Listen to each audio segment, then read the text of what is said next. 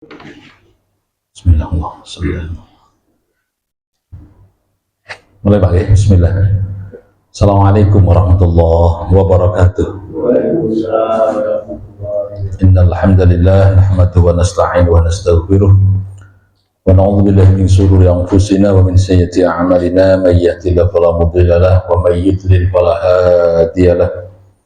Asyhadu an la ilaha illallah wahdahu la syarika lahu wa asyhadu anna Muhammadan abduhu wa rasuluhu la nabiyya ba'dah. Allahumma salli wa sallim wa barik ala sayyidina Muhammadin wa ala alihi wa sahbihi wa sallim ajma'in, amma ba'd. Saudara sekalian, Bapak Ibu jamaah salat Isya yang berbahagia, bersyukur senantiasa kita panjatkan kehadirat Allah Subhanahu wa taala atas limpahan karunia nikmat anugerahnya, sehingga pada kesempatan malam yang berbahagia kali ini kita dimudahkan olehnya untuk menjalankan sholat Isya dengan berjamaah. Salawat dan salam semoga Allah limpahkan dan curahkan junjungan kita Nabi Agung Muhammad sallallahu alaihi wasallam beserta para keluarga dan para sahabatnya hingga yaumul qiyamah. Saudara-saudara rahimakumullah, pada kesempatan hari ini untuk ngaji tafsirnya kita merujuk pada kitab tafsir namanya As-Sa'di.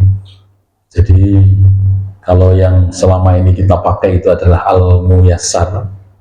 Jadi Al-Muyassar itu artinya tafsir ringkas pendek, sehingga penjelasan saya biasanya merujuk kepada tafsir yang lainnya supaya bisa memahami makna ayat tersebut.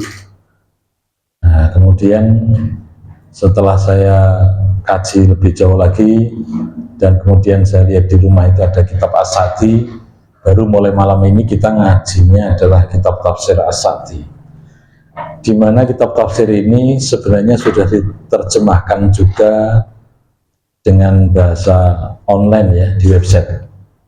Jadi sudah ada di tafsir web itu namanya. Pak Yayan sudah diberikan Pak? Belum. Jadi karena sudah dibentuk berupa tafsir web ya, sehingga kita bisa membaca itu kapan dimanapun, asal ada kuotanya HP kita itu kita bisa maknanya itu apa gitu jelas. Bahkan di tafsir web itu kita perhatikan ada 10 tafsir itu di situ ya, ada 10 tafsir, sehingga nanti bisa untuk pengayaan kita dalam belajar ilmu Al-Quran atau tafsir daripada Al-Quran. Nah, salah satu daripada 10 yang ada di tafsir web itu adalah namanya kitab tafsir As-Sa'di ya. Nah, saya ini baca bahasa Arabnya, kemudian saya terjemahkan semampu saya. Nanti Bapak Ibu ketika ingin mendalami lagi silahkan di tafsir web itu sudah ada ya, tinggal ngeklik aja kemudian dibaca ulang yang sudah berbahasa Indonesia. Baik Bapak Saudara saya hormati, apalagi kalau sehari 2 hari sebelumnya kemudian takmir sudah mengumumkan besok yang kita kaji adalah surat ini, ayat ini, nah itu boleh malah justru dibaca dulu Pak ya, dipelajari dulu atau ditelah dulu. Nanti di forum musala ini kita bisa berdiskusi, berdialog atau istilahnya memperdalam isi materi tafsir tersebut. Baik Bapak Saudara yang saya hormati, kita akan melanjutkan tafsir yaitu surat As-Saff yang mana pertemuan yang lalu sudah kita bacakan, yaitu dari kitab tafsir Al-Muyassar sampai ayat yang ke berapa itu kemarinnya, 5 ya, 5 atau 6 itu. Baik, coba sekarang kita perhatikan ayat berikutnya, tapi perlu kita ketahui bahwa ketika kita lihat kepada ayat yang sebelumnya, di mana kemarin sempat ada pertanyaan tentang keberadaan Nabi akhir zaman, yaitu siapa? Nabi Muhammad Sallallahu Alaihi Wasallam, di mana di dalam ayat ini dikatakan A'udzubillahi minasyaitonirrajim. Ini sudah kita kaji ya, ayatnya di pertemuan kemarin. Wa idz qala Isa bin Maryam ya bani Israila inni rasulullah ilaikum musaddiqan lima baina yadayya minat taurati wa mubasysyiran bi rasulin ya'ti min ba'di ismuhu Ahmad. Jadi wa idz qala Isa, dan Ingatlah ketika berkata Nabi Isa bin Maryam, ya, jadi karena Nabi Isa ini terlahir tanpa bapak, sehingga binnya ya bin ibunya, jadi bin Maryam. Ya Bani Israel, wa Bani Israel, ini Rasulullah ilaikum. Sesungguhnya aku ini adalah utusan untuk kalian. Ya, utusan Allah untuk kalian semuanya, yang tugas saya itu musaddiqal lima baina yadayya, yaitu membenarkan apa yang ada di tanganmu, yaitu yang namanya kitab Taurat. Ya, kemudian wa mubasysyiran bi rasulin yati min ba'di Muhammad, dan tugas saya yang kedua adalah memberi kabar gembira kepada kalian semuanya, yaitu akan datang setelah diriku, Nabi Isa alaihissalam maksudnya, yaitu ada seorang nabi yang disebut dengan siapa tadi? Ahmad, ya Pak ya. Nabi Muhammad di ayat ini dikatakan dengan kalimat apa? Ahmad, gitu ya. Nah, falamma ja'ahum bil bayyinat qalu hadza sihrun mubin. Jadi ketika sudah benar-benar datang itu kebenaran, bukti yang nyata, yaitu pada zaman Rasulullah sudah dilahirkan dan kemudian mensiarkan ajaran Islam yang kafah, yang sempurna ini, tapi kemudian mereka orang-orang Bani Israil ini malah mengatakan apa itu? Qalu hadza sihrun mubin. Ya, ini adalah sihir yang paling nyata. Baik, Bapak sekalian hormati, mari kita lanjutkan ayat berikutnya. A'udzubillahi minasyaitonirrajim. Falamma ja'ahum bil bayyinati. Ya, jadi kalau kita lihat dari terjemahan berkata waman, oh ini bentar. Atasnya ya, waman adzlamu mimman iftara 'ala Allahil kadziba wa huwa yud'a ilal Islam. Waman adzlamu, dan siapa sih sebenarnya yang paling zalim? Ya, yang paling zalim mimman iftara, yaitu dari orang yang telah mengada-adakan terutama dusta 'ala Allah, atas Allah taala, wa huwa yud'a ilal Islam, padahal dia adalah sudah diajak di dalam ajaran Islam ini. Wallahu la yahdil qaumadz zalimin. Sesungguhnya Allah ini adalah la yahdi, tidak akan berikan hidayah, tidak akan berikan petunjuk kepada orang-orang yang zalim. Baik, mari kita lihat langsung di tafsirnya, yaitu waman adzlamu mimman iftara 'ala Allahil kadzib, yaitu barang siapa sih sebenarnya yang paling zalim, ya, jadi daripada orang yang mengada-adakan sesuatu yang dusta 'ala Allah, atas Allah. Jadi yang dimaksud dengan orang yang dusta kepada Allah itu adalah orang yang berbuat syirik, Pak. Orang yang berbuat syirik. Mari kita lihat ayat sebelumnya itu, di saat Nabi Musa alaihissalam, di mana Nabi Musa mengatakan bahwa ya qaumi lima tu'dzunani wa qad ta'lamuna anni Rasulullah ilaikum, wahai kaumku, kenapa engkau menyakiti diriku padahal engkau ini adalah tahu bahwa aku ini adalah utusan Allah untuk kalian. Jadi Nabi Musa itu disakiti oleh kaumnya. Terbukti apa Pak? Setelah selamat dari kejaran Fir'aun dan kemudian Fir'aun diazab, yaitu ditenggelamkan di lautan gitu ya, maka kemudian Bani Israel ini kan ketemu dengan satu kaum yang mana kaum tadi punya sembahan berupa berhala, Pak. Nah, itu pun kemudian minta kepada Nabi Musa supaya dibuatkan Tuhan yang berwujud, yaitu sembahan yang nanti dikenal dengan nyembah anak sapi gitu Pak ya. Nah, itu kan berlebihan Pak. Maka dikatakan itu berarti dusta kepada Allah Ta'ala. Wong sudah benar keyakinannya bahwa Tuhannya itu adalah Allah Ta'ala, kenapa kok harus mencari Tuhan yang wujud, yang nampak, yang tidak bisa apa istilahnya melihat, nggak bisa ada kekuatan apa-apa. Nah, di sini sehingga dikatakan yaitu waman adzlamu mimman iftara, ya. Siapakah di antara manusia yang paling zalim, yang mengada-adakan yaitu dusta dengan Allah Ta'ala, itu perbuatan syirik tadi. Begitu juga kaumnya Nabi Isa, ya, yang mana dikatakan bahwa akan turun Nabi akhir zaman yang namanya Ahmad setelah ada bukti nyata, yaitu risalah Nabi Muhammad ada di Jazirah Arab pada saat itu. Malah mereka mengatakan apa itu? Qalu hadza sihrun mubin. Ya, itu mereka mengatakan ini adalah sihir yang nyata gitu ya. Nah, itu. Jadi artinya kaumnya Nabi Isa pun juga jadi membangkang, ya, nggak manut perintahnya Nabi Isa alaihissalam karena tidak mengakui keberadaan Nabi akhir zaman yang namanya siapa tadi? Ahmad, gitu Pak ya. Nah, baik. bihadza wa ghairuhu, ya, perkataan ini yaitu perkataan mendustakan Allah Ta'ala, mengada-ngada yaitu perbuatan syirik tadi, wa ghairuhu atau selainnya, wal hal annahu la udhra lahu, yang mana keadaan seperti itu sudah tidak ada uzur lagi, tidak ada bukti lagi, waqad inqata'at hujjatuhu, sungguh telah runtuh itu hujjah mereka. Jadi hujjah atau argumentasi mereka itu sudah terkalahkan karena telah lahir namanya Nabi akhir zaman, yaitu Nabi Muhammad Sallallahu Alaihi Wasallam.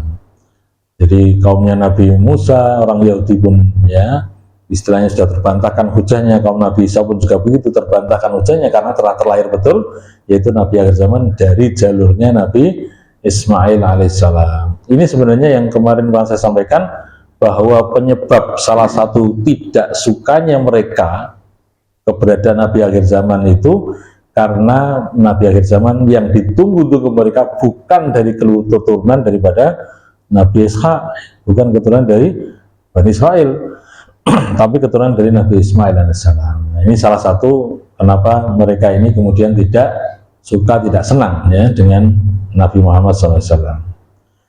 Baik, jadi ini hujah mereka, argumentasi mereka sudah terbantahkan, terkalahkan karena betul-betul terlahir Nabi Muhammad ini. Li'annahu yud'a ilal Islam, padahal sebenarnya dia itu sudah diajak untuk masuk Islam yang kafah itu. Jadi artinya Bani Israel ini, baik kaumnya Nabi Musa maupun Nabi Isa, itu sudah diajak yud'a ilal Islam untuk masuk ajaran Islam, ajarannya Nabi Muhammad. Wa yubayyinu lahu bibarahinihi wa bayanatihi, dan juga Allah telah menjelaskan ini kepada, yaitu dengan syariat agama Rasulullah ini adalah dengan bukti-bukti yang nyata, ya, dengan argumentasi atau istilahnya hujah-hujah yang jelas sudah. Tapi memang Allah sudah memberikan pernyataan, menjustifikasi bahwa wallahu la yahdil qaumadz zalimin. Wallahu, dan Allah la yahdi, tidak memberikan hidayah, tidak memberikan petunjuk al-qaumadz zalimin, kepada kaum yang zalim. Siapa itu kaum yang zalim? Alladzina la yazaluna ala dzulmihim mustaqimina, yaitu orang yang masih dalam kezaliman mereka itu mustaqimina, senantiasa istiqomah, bertegang teguh lurus dalam kezalimannya. Jadi terus-menerus melakukan kezaliman. Nah, itu yang disebut dengan kaum yang zalim itu. La tarudduhum anhu mau'idzah, jadi tidak menerima itu yang namanya mau'idzah. Mau'idzah itu nasihat, mau'idzah hasanah berarti mau'idzah, nasihat yang baik. Enggak menerima itu, enggak mau memahami atau enggak mau mengikuti nasihat-nasihat yang ada. Wala yazurhum bi bayanin wala burhan, dan tidak akan menyelamatkan itu yang namanya penjelasan maupun bukti-bukti yang telah diberikan. Jadi artinya itulah kekhususan orang yang zalim, yang tidak diberi hidayah, tidak diberi petunjuk oleh Allah Subhanahu wa taala. Khususan haula'i az-zalamatul qa'imina bi muqabalatil haqqi liyarduhu. Yaitu khususnya mereka yang kezalimannya, yang istiqomah tadi, yang terus-menerus zalim, itu utamanya ketika menemukan atau berjumpa dengan al-haq, kebenaran, liyarduhu, kemudian mereka menolak itu kebenaran tadi. Jadi setelah datang kebenaran menolak. Ya, jadi misalnya kaumnya Nabi Musa setelah betul-betul dibuktikan nyata bahwa Bani Israel memenangkan daripada Fir'aun gitu ya. Tapi ternyata istilahnya bangkang juga itu gitu kan. Nah, itu betul-betul zalim mereka ini. Begitu juga Nabi Isa setelah menyampaikan bahwa akan datang Nabi akhir zaman namanya Ahmad, ternyata mereka pun menolak. Nah, menolaknya itu berarti adalah mereka telah ada bukti benar, tapi liyaruduhu, kemudian mereka menolaknya. Nah, wali yang suruh al-batil, ya, kemudian malah menggunakan atau mengalahkan ya kebenaran tadi dengan kebatilan. Jadi artinya kebenaran malah dikalahkan dengan kebatilan. Keyakinan mereka yang salah tadi itu berarti kebatilan, malah mengalahkan kebenaran menurut versi mereka. Itulah orang yang zalim.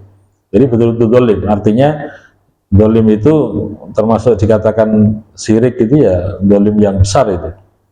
Jadi yang harusnya Tuhan Allah Ta'ala itu disembah, tapi malah tidak disembah, disekutukan, itu berarti zalim ya. Zalim, kezaliman yang besar itu yang syirik, berbuat syirik pada Allah Subhanahu Wa Ta'ala.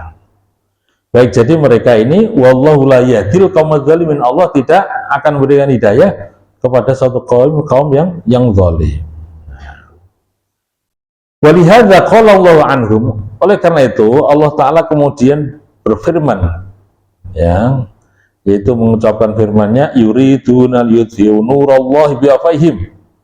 Yuriduna, mereka itu menginginkan, liyudhi'u, untuk menghapus atau menutupi, memadamkan nurallah, nur Allah. Jadi mereka itu, terutama adalah di sini ayat sebelumnya berarti Bani Israel. Ya, kalau sekarang ya ayat ini berarti tidak hanya Bani Israel, semuanya orang yang senang dengan Islam.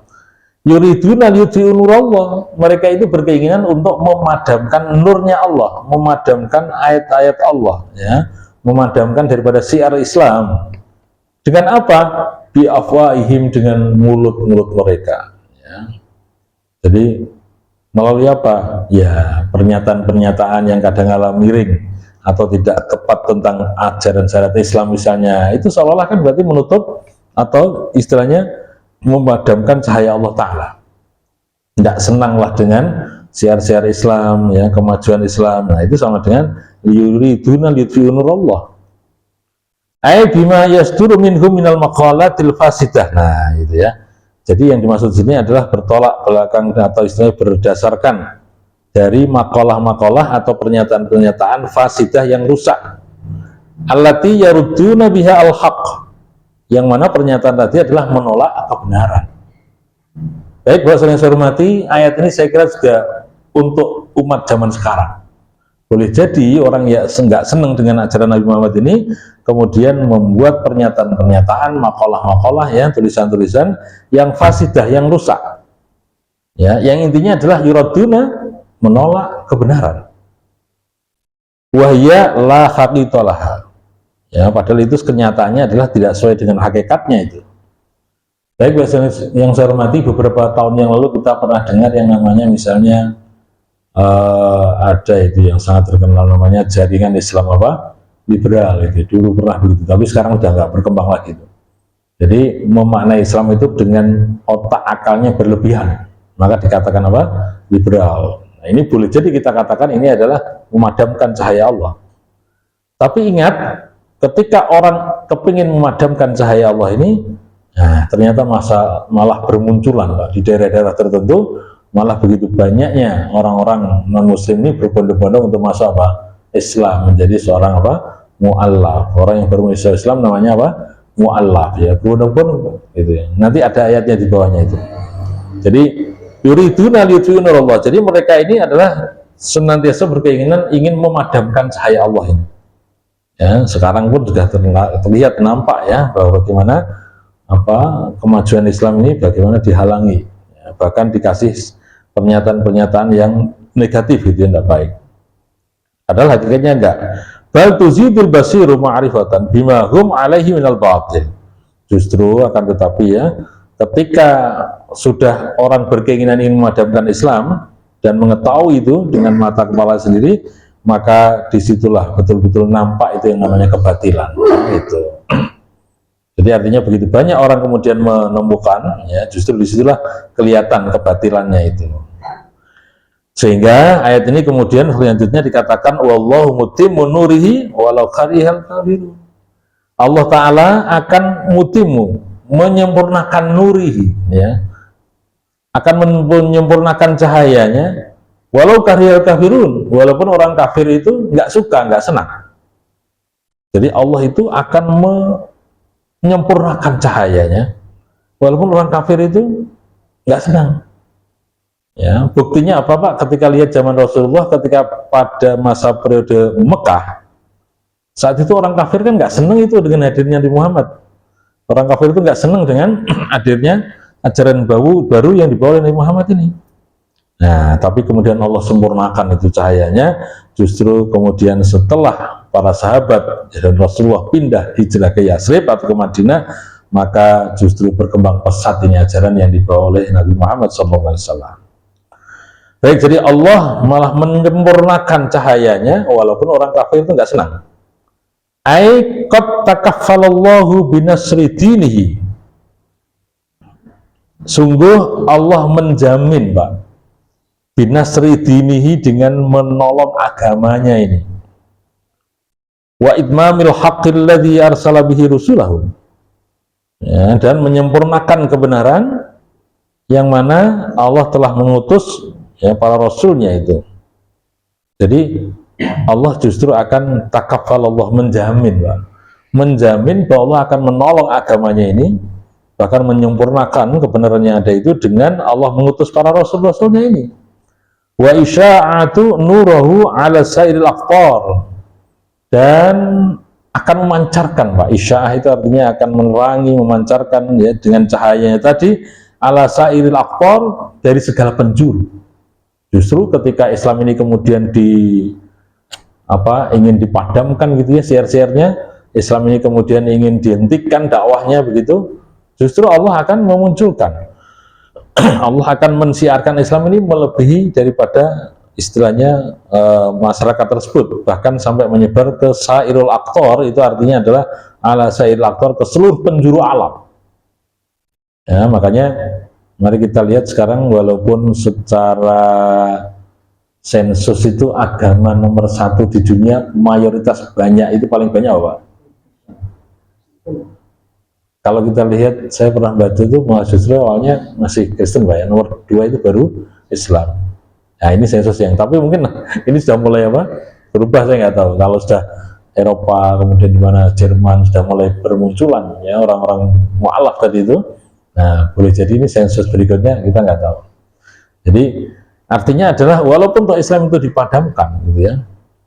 Kalau kita lihat dalam catatan sejarah itu kan, Islam pernah menguasai yang namanya Eropa, terutama adalah pusat pemerintahnya di Andalusia. Andalusia itu berarti sekarang apa namanya? Andalusia Spanyol, Pak, ya. Spanyol, Pak. Jadi Abdurrahman Ad-Dakhil saat itu menguasai Spanyol gitu, dan kemudian Islam berkembang pesat saat itu. Ya, jadi tapi kemudian ya setelah kita lihat kebangkitan industri, ya, abad pertengahan itu, ya, dan bangkit Eropa, kemudian negara-negara Islam yang harusnya dalam naungan khilafah Islamiyah, tapi kemudian dipecah jadi negara kecil-kecil gitu, ya. Ya. Sehingga ada yang mengatakan sekarang abad 20 ini sebenarnya Islam mulai ada kebangkitan, dan sebenarnya sudah kelihatan, ya, kebangkitan yang sekarang banyaknya orang yang masuk Islam itu. Baik, Bapak yang saya hormati, jadi Islam semakin ditekan dalam ayat ini, dikatakan justru Allah akan sempurnakan itu cahayanya, walaupun orang kafir itu nggak suka. Jadi maka Islam akan menyebar ke seluruh penjuru, walau karihal kafirun, walaupun orang kafir ini nggak suka, nggak senang. Wa badzalu bisababi karahatihim kullu sababin yatawassaluna bihi ila itfa'i nurullah, ila itfa'i nurillah. Jadi mereka ini berusaha, Pak, untuk bagaimana kebencian mereka ini menjadikan mereka kepingin betul-betul itfa'u nurillah, itu artinya ingin memadamkan yang namanya cahaya Allah ini. Tapi akhirnya pun fa'innahum maghlubun, ya, akhirnya pun mereka ini adalah maghlubun, itu artinya terkalahkan. Jadi dengan daya upaya kayak apapun juga ingin memadamkan yang namanya syariat Islam ini nggak bisa, Pak, ya. Jadi Allah justru akan memenangkan itu, ya, fa'innahum maghlubun, mereka akan terkalahkan, ya.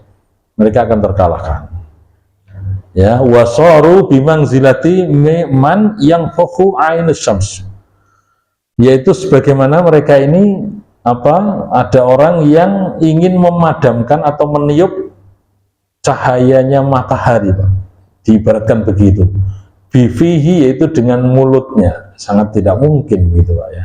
Jadi dalam tafsir ini dikatakan tidak mungkinnya mereka ini memadamkan cahaya Islam ini, yaitu bagikan ada orang yang man yang fuhu ainas syamsi, yaitu orang yang niup cahaya matahari di siang hari itu, bifihi, dengan mulutnya, liutfiaha, untuk memadamkan, ya, itu nggak mungkin. Fala ala maradihim khasalu, ya, maka keinginan mereka pun itu tidak akan hasalu, mereka tidak akan hasil, ya, tidak akan hasil, tidak akan mendapatkan yang diingininya, yaitu memadamkan Islam. Wala salamatu quluhum minan naqsi wal qadhi fiha, dan tidak selamat itu akal mereka dari kekurangan, ya, dari kerusakan dan kejelekan daripada akal mereka. Jadi artinya memang tidak mungkin itu Islam kalau dipadamkan. Summa dzakara sababut tuhur, summa dzakara sababud duhuri wal intisaru lid-dinil islami al-khasi wal ma'nawi.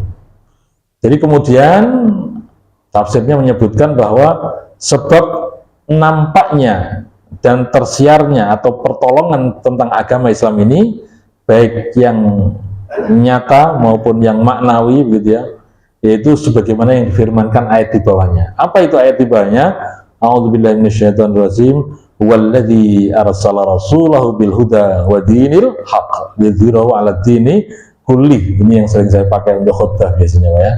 Jadi walladzi, dialah Allah yang telah mengutus rasulnya bil huda, dengan petunjuk, wa dinil haqq, dan dengan agama yang benar. Ya, jadi artinya apa? Ai bil ilmin nafi' wal amal salih.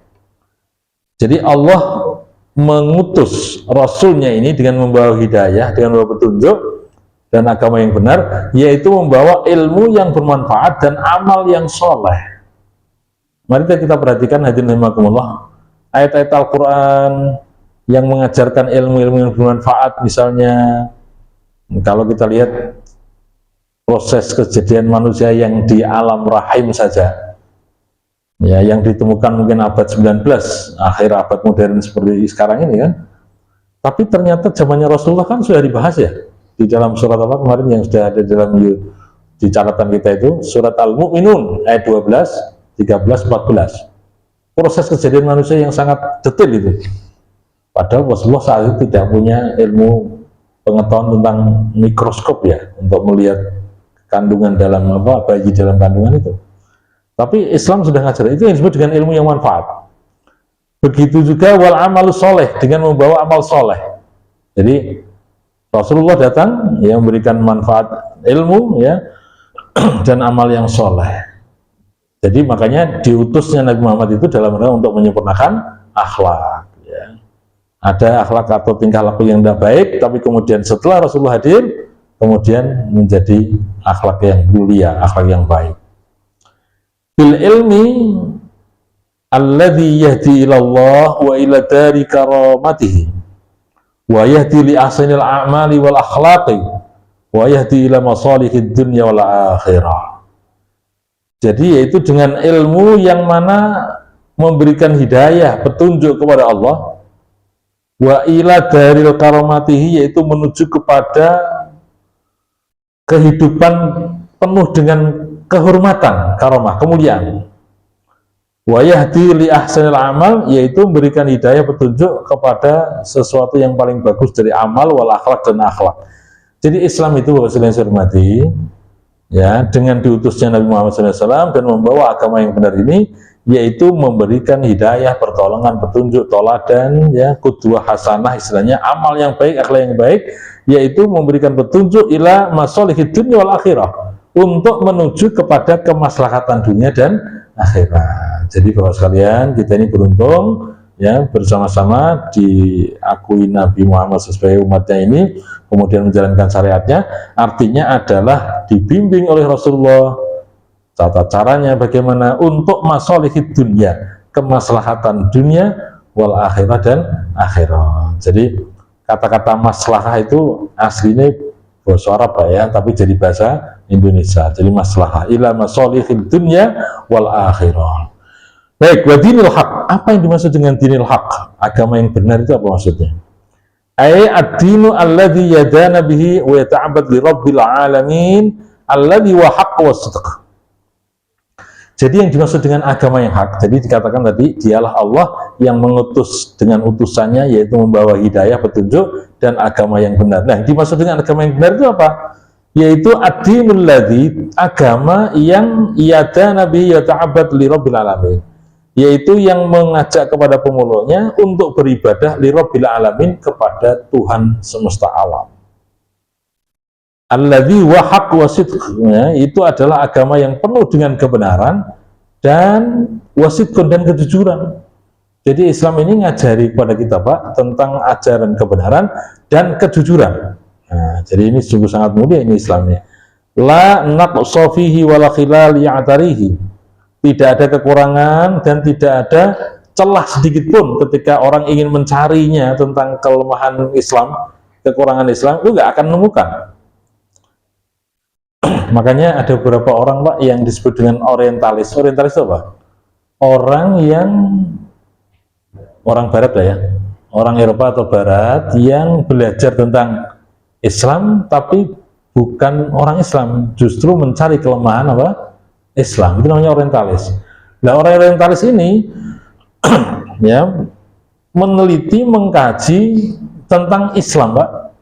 Dunia timur utamanya Islam, dicari kelemahannya itu. Ya, yang sangat berhasil orientalis di Indonesia yang kemudian bisa mengalahkan Aceh itu siapa namanya? Jadi persatuan Aceh itu zaman Belanda, itu kan susah ditembus atau dikalahkan oleh apa? Belanda kan? Ya, tapi kemudian setelah diutus ada seorang orientalis yang kemudian memecah belah ya kekompakan mereka, yaitu yang namanya Senok siapa? Horgornya. Ya, kemudian bisa ditembus. Nah, itu salah satu apa?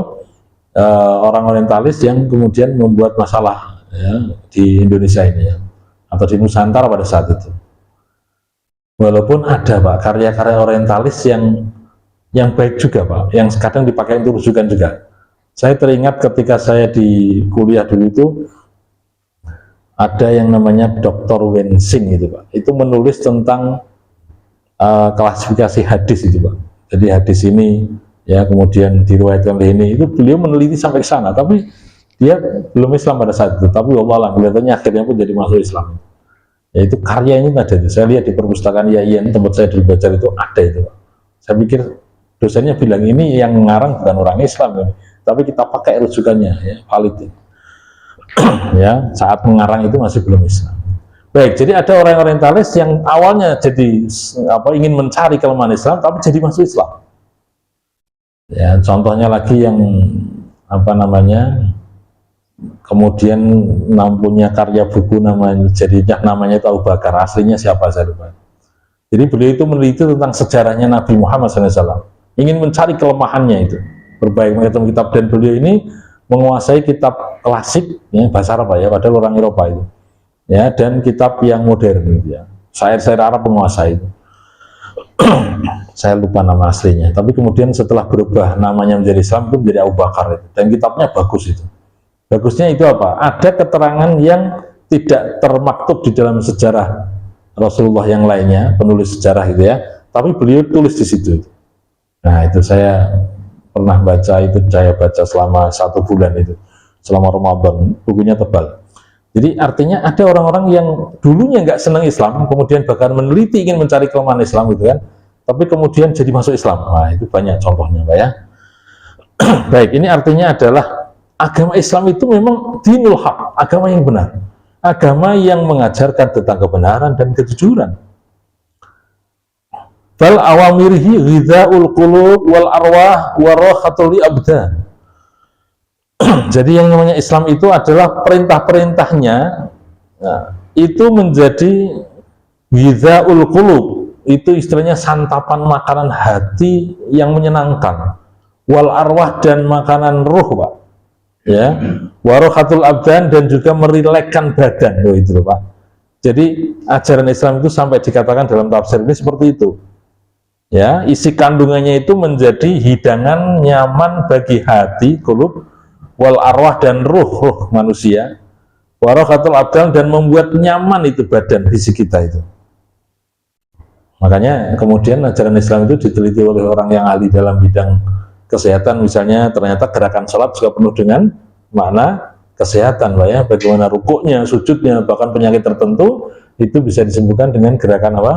Sholat misalnya. Kenapa kita duduk tahiyat awal, tahiyat akhir gitu kan, nah itu untuk menyembuhkan penyakit apa saja gitu ya. Nah itu sampai orang yang ahli bilang seperti itu Pak. Dulu ada yang namanya dokter Hembing atau siapa itu Pak? Iya Pak ya, betul ya. Ya, saya pernah baca bukunya itu tentang penelitiannya sholat dan kesehatan. Ya, jadi beliau menulis tentang sholat itu memang untuk kesehatan bagus Pak, untuk badan kita itu. Ya, saya tidak tahu apakah sudah terbit lagi ya. Kalau saya punya yang dulu lama sekali, jadi kalau dibaca kurang nyaman sekarangnya. Baik, jadi ada orang-orang tertentu kemudian meneliti bahwa gerakan sholat saja itu menyehatkan. Ya, makanya kenapa dalam gerakan sholat itu kita diharapkan harus sempurna. Sempurna Pak. Sekarang aja saya baru mempraktekkan, saya ini kan punya sakit lutut itu, kalau dipakai untuk bangun dari tahiyat awal menuju ke rakaat yang ke berapa? 3 itu Pak, itu di lutut kan apa?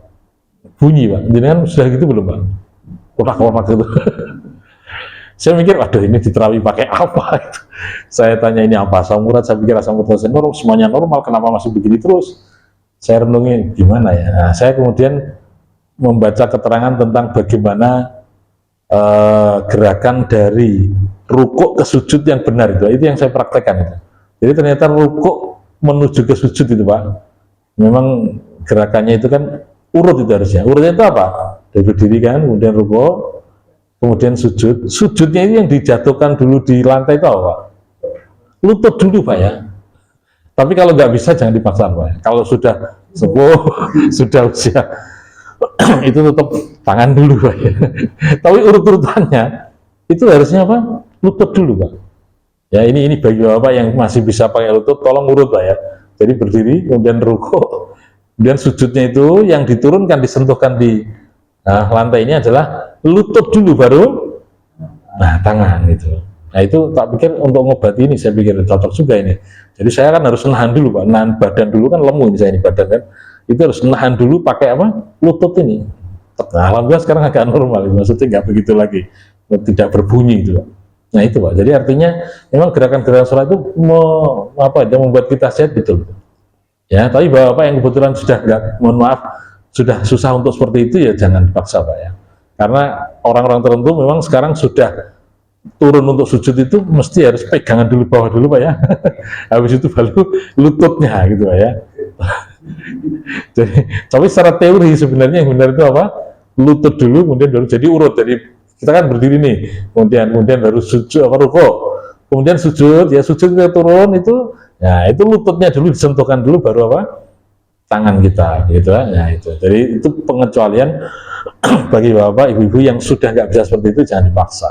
Tetap tangan dulu nggak apa-apa gitu ya. Memang kenapa kok tangan dulu? Iya, karena saya pernah berat badan saya hampir 90 itu, atau malah hampir lebih dari 90, mas 95, 96 gitu.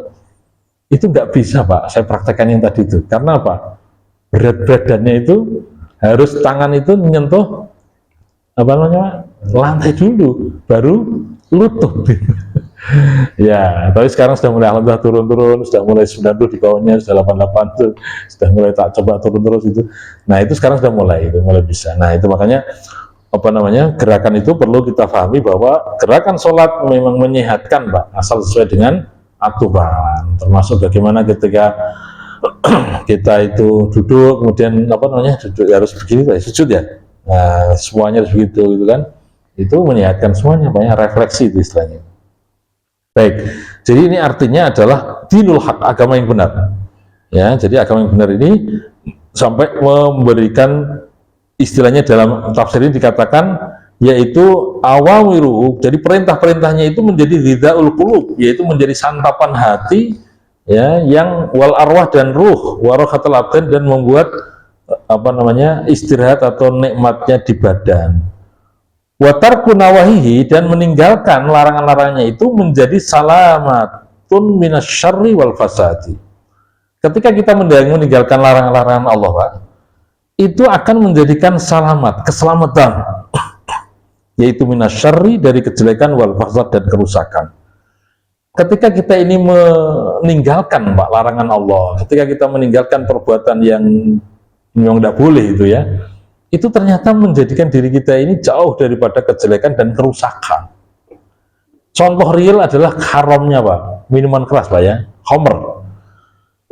Khamr ini atau arak ya kan sekarang, itu nggak menyehatkan kan bagi badan kita, bagi fisik kita. Nah itu adalah sesuatu yang dilarang, Apabila kemudian kita ikuti, tidak kita lakukan, berarti dia adalah menyehatkan bagi diri kita. Itu contoh daripada syariat agama Islam, bahwa sesuatu yang dilarang itu berarti tidak baik di dalam tubuh kita.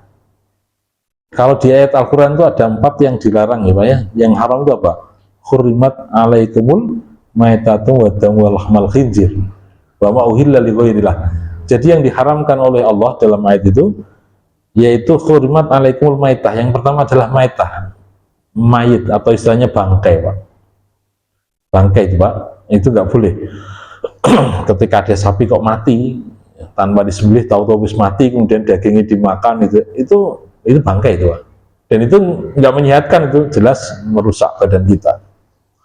Yang kedua adalah wadam. Dam itu apa artinya? Darah Pak. Darah itu nggak boleh dimakan kan? Karena darah itu kalau di sini apa namanya?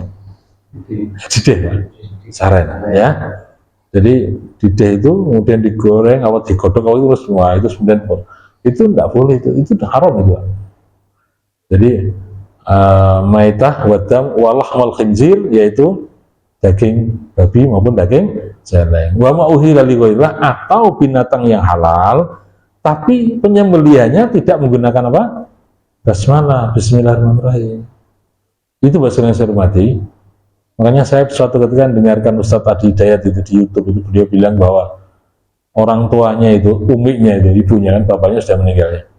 Umiknya itu kalau beli ayam itu Pak, itu tidak daging yang sudah matang itu ya, pokoknya betul tahu ayamnya utuh kemudian disembelihkan pada orang yang tahu syariat tadi menyembelih, dikonsumsi oleh putra-putranya. Jadilah seperti apa Ustadz Adi Hidayat itu, yang cerdasnya luar biasa.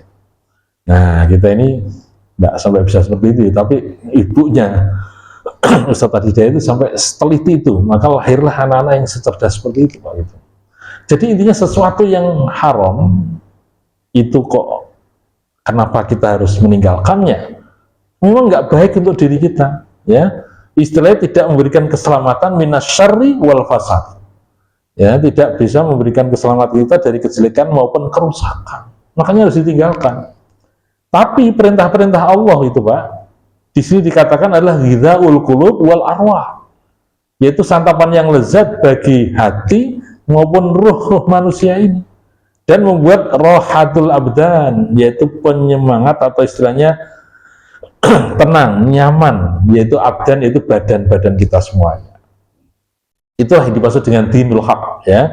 Jadi dinul haq itu penjelasannya dalam tafsir ini yaitu alladzi ad-din alladzi yadana bihi wa ta'abbad li rabbil alamin, yaitu agama yang mengajak untuk dekat dengan Allah dan menyembah kepada Tuhan semesta alam.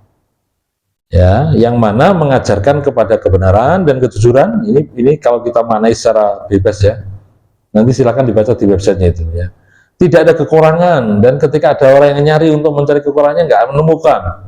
Ya, bahkan perintahnya itu membuat hati itu enak gitu ya, santapan rohani, santapan ruh kita, secara fisik juga menyehatkan, dan ketika meninggalkan apa yang dilarang oleh Allah akan memberikan keselamatan minasyarri wal fasad, ya, dari kejelekan dan kerusakan. Baik, saya hormati, fama ba'atsa bihi an-nabi sallallahu alaihi wasallam minal huda wa dinil haq akbaru dalil wa burhan ala sidqihi.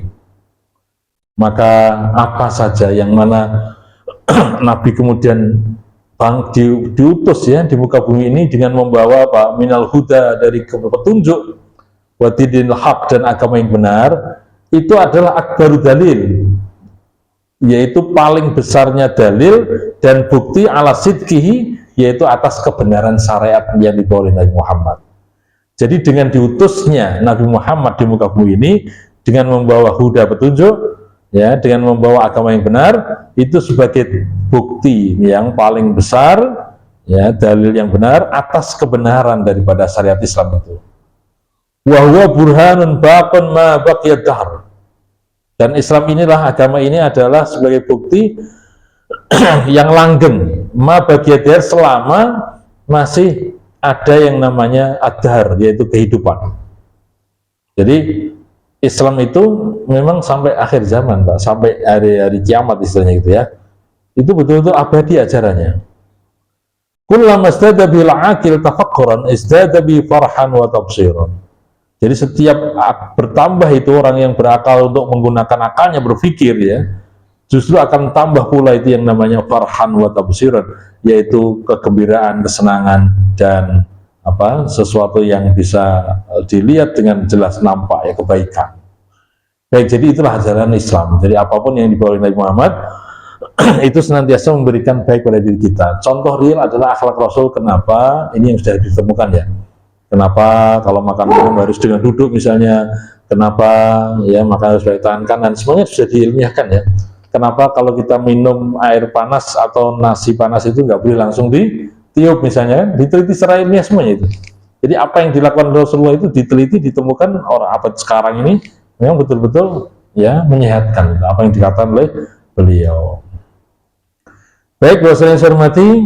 Nah, kemudian setelah dikatakan wadinil haq liyudhirahu ala dini kulli, yaitu liyudhirahu agar nampak, akan ditampakkan ala dini kulli, kemenangan akan ditampakkan kemenangan itu atas agama-agama yang lainnya, Pak. Jadi Islam itu di dalam ayat ini dikatakan bahwa Allah mengutus Rasulnya dengan membawa hidayah dan agama yang benar ya, dan kemudian akan mengalahkan, akan nampak menang, kemenangannya itu atas agama yang lainnya. Ai liya'lihi ala sairil adyan bil hujjatil wal burhan. Maksudnya adalah lebih mulia dari seluruh agama yang ada, yaitu dengan hujjah wal burhan, yaitu dengan hujjah atau dengan argumentasi dan bukti yang nyata. Wa yudhiru ahlahul alqa'imina bihi bisayfi wal sinani. Ya, dan nampak kemenangannya itu yaitu tegak lurus ya, yaitu dengan menggunakan istilahnya bisayfi wal sinan, walaupun istilahnya dengan seolah dengan pedang maupun dengan tombak. Jadi artinya Islam itu kemudian dimenangkan oleh Allah Subhanahu wa taala atas agama-agama lainnya, atas kepercayaan-kepercayaan yang lainnya. Fa'amma nafsuddin ya, dan adapun yang disebut dengan nafasnya agama ini, fahadzal wasfu mulazimun lahu fi kulli waqtin, yaitu sifat ini adalah terus-menerus dilakukan setiap saat, di kulli waqtin. Falam yumki an yughalibahu ya maghaliban aw yukhasimu mukhasiban illa faljatun. Jadi tidak mungkin ya mengalahkan atau bahkan mendebat, berargumen ya tentang ajaran Islam ini. Wasaralahu az-zuhur wal qahr, maka jadilah Islam ini yaitu menjadi sesuatu yang menang, nampak, wal qahr, dan betul-betul kelihatan kemahaperkasaan Allah Ta'ala ada di sana. Wa amal muntasibuna ilaihi fa innahum idza qamu bihi wastanaru binurihi wahtadau bihadiyati fi masalihi dinihim wa dunyahum. Adapun para pengikutnya, nah ini, jadi Islam itu sebenarnya sudah tinggi, mulia, isinya adalah betul-betul baik. Nah, tergantung bagaimana umatnya, bagaimana tergantung kita ini, Pak. Syariat Islamnya sih mulia, syariat Islamnya adalah tinggi, ya, di antara syariat-syariat yang ada. Tapi, ya, bagaimana pengikutnya, lah, tergantung bagaimana yang ngamalkannya kita ini. Oleh karena itu di sini dikatakan wa amal muntasibuna, dan walaupun orang-orang yang mengikuti ajaran agama ini, fa innahum idza qamu bihi wastanaru binurihi wahtadau bihadihi fi masalihi dini wa dunyahum, apabila kemudian berdiri tegak menjalankan syariat dengan benar, yaitu menggunakan cahaya ini dengan cahaya Allah Ta'ala, yaitu dengan hidayah Allah Ta'ala, maka akan mendapatkan petunjuk di dalam maslahah kebaikan dunianya maupun akhiratnya, maupun agamanya gitu ya. Maka dzalika la yakumu lahum ahad wala budda ayudhirahu ala ahli adyan. Begitu juga jadi tidak ada bagi mereka itu yang bisa menegakkan mengalahkannya ya atas agama yang lainnya. Jadi artinya kalau Islamnya sih bagus, ajarannya itu mulia, ajarannya itu di atas ajaran-ajaran yang lainnya. Tergantung pemeluknya. Maka di tafsirnya dikatakan pemeluknya itu kalau berpegang teguh kepada syariat yang benar, mengikuti pada ajaran yang memang sesuai dengan yang diarahkan oleh Rasulullah SAW, maka ya betul-betul mulia. Betul-betul Islam itu akan menyinari ke seluruh penjuru alam, kan begitu. Tapi wa idza dhaya'uhu waqtafa'u minhu bi mujarradil intisab ilaihi, kalau misalnya ada pemeluknya ini kok dhaya'uhu, artinya dhaya'uhu itu artinya adalah menyia-nyiakannya. nggak menjalankan dengan sempurna gitu kan. Waqtafa'u minhu bimujaradil intisab ilaihi, dan hanya sekedar senang atau cukup dikatakan sebagai seorang muslim saja tapi tidak mengamalkan, maksudnya begitu ya. Itu lam yang faum bidzalika, tidak ada manfaatnya bagi mereka. Ya, jadi kalau orang Islam itu hanya sekedar senang sebagai orang muslim tapi nggak menjalankan aturannya syariat yang mulia tadi, ya itu berarti lam yang fauhum, tidak ada manfaatnya bagi mereka. Wasara ihmalihim lahu sababu tasridil a'da alaihim. Itulah yang menjadikan sebab daripada para musuh Islam ini kemudian menguasai mereka. Wa yarfu hadza minal istiqra'ul aqwal wa nadhara fi awal muslimin wa ghairuhum. Silahkan ini dibaca ya di dalam keadaannya orang-orang dulu zaman Rasulullah dan seterusnya ya di dalam sejarah-sejarah Islam. Jadi intinya hadirin rahimakumullah, Islam itu adalah mulia. Makanya dikatakan bahwa Allah mengutus Rasulnya, kemudian membawa hidayah, memberikan agama yang benar, ya, kemudian ditampakkan kemenangannya itu atas agama yang lainnya. Tapi pemeluknya tergantung bagaimana. Kalau memang sesuai dengan ajaran Islam, ya berarti akan dimuliakan itu dirinya dan Islam yang ada itu. Tapi kalau hanya sekedar senang disebut sebagai orang Islam tapi nggak ngamalkan ajaran Islam, berarti dia adalah la yang fahum, tidak ada manfaatnya. Dan kemudian boleh jadi, bisa jadi musuh-musuh Islam atau orang yang nggak senang Islam itu kemudian menguasai daripada diri mereka. Naudzubillah min dzalik, ya. Jadi kita kepingin Islam ini ya tidak hanya sekedar agama yang tertulis di KTP saja, tapi betul-betul kita menjalankan syariatnya, insya Allah. Bapak saudara yang hormati, saya kira sampai ayat 9 dulu ini kita kaji sebagaimana yang diumumkan ya. Nanti insya Allah kita akan lanjut di ayat yang berikutnya, Pak. Jadi mulai 10 sampai ayat yang ke-14 insya Allah. Jadi artinya sampai semuanya hatam, karena ini setelah saya menemukan dan membaca kitab tafsir saat ini, katanya penjelasannya lebih luas, lebih enak itu kita bahasnya, Pak ya. Baik, jadi untuk lebih jelasnya lagi silahkan buka webnya itu insya Allah. Baik, kurang lebihnya minta maaf. Assalamualaikum warahmatullahi wabarakatuh.